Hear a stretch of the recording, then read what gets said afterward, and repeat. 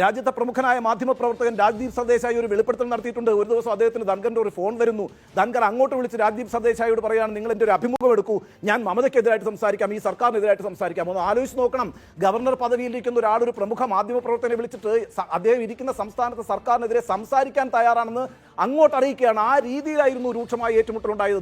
ധൻഖർ എന്താണ് പറഞ്ഞത്? അദ്ദേഹം ഈ ഉപരാഷ്ട്രപതിയാകുന്നതിന് മുമ്പ് ഗവർണറായിരുന്നു എന്ന് ഞാൻ പറഞ്ഞു.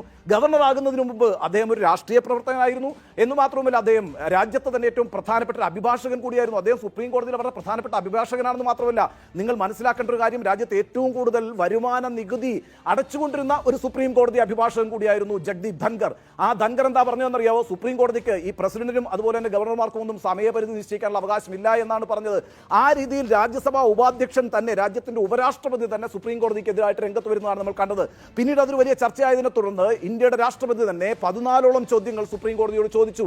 അങ്ങനെ സുപ്രീം കോടതിയോട് 14 ചോദ്യങ്ങൾ ഈ രാജ്യത്തിന്റെ പ്രസിഡന്റ് തന്നെ ചോദിച്ച സ്ഥിതിക്ക് സുപ്രീം കോടതിക്ക് അക്കാര്യത്തിൽ മറുപടി പറയാൻ ബാധ്യതയുണ്ട്. സുപ്രീം കോടതി എന്താണ് ചെയ്തത്? രാഷ്ട്രപതിയുടെ ചോദ്യങ്ങൾക്ക് മറുപടി പറയുന്നതിന് വേണ്ടിയിട്ട് ഒരു കോൺസ്റ്റിറ്റ്യൂഷൻ ബെഞ്ച് ഉണ്ടാക്കി, ഒരു ഭരണഘടനാ ബെഞ്ച് ഉണ്ടാക്കി. ആ ഭരണഘടനാ ബെഞ്ച് നയിക്കുന്നത് രാജ്യത്തിന്റെ ചീഫ് ജസ്റ്റിസ് ആയിട്ടുള്ള BR ഗവായിയാണ്. അദ്ദേഹത്തോടൊപ്പം മറ്റ് 4 പ്രശസ്തരായ ജഡ്ജിമാർ കൂടി ആ ഭരണഘടനാ ബെഞ്ചിലുണ്ട്. ആ ഭരണഘടനാ ബെഞ്ചിൽ കഴിഞ്ഞ 2 ദിവസമായിട്ട് ഈ പ്രസിഡൻഷ്യൽ റഫറൻസിനെ കുറിച്ചുള്ള ചർച്ചകൾ നടന്നുകൊണ്ടിരിക്കുകയാണ്, വാദപ്രതിവാദങ്ങൾ നടന്നുകൊണ്ടിരിക്കുകയാണ്. പ്രതിവാദവും വാദവും ഏതിനെ സംബന്ധിച്ചാണെന്ന് ഞാൻ നേരത്തെ തന്നെ സൂചിപ്പിച്ചു കഴിഞ്ഞു.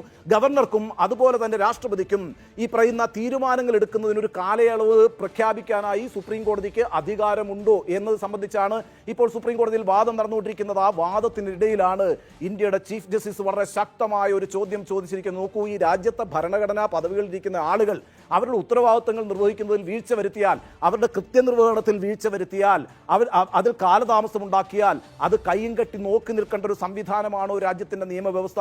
അവിടെ സുപ്രീം കോടതിക്ക് ഇടപെട്ടുകൂടെ എന്നൊരു വളരെ സുപ്രധാനമായ ചോദ്യമാണ് സുപ്രീം കോടതിയിൽ നിന്ന് ചീഫ് ജസ്റ്റിസ് തന്നെ ഉയർത്തിയിരിക്കുന്നത്.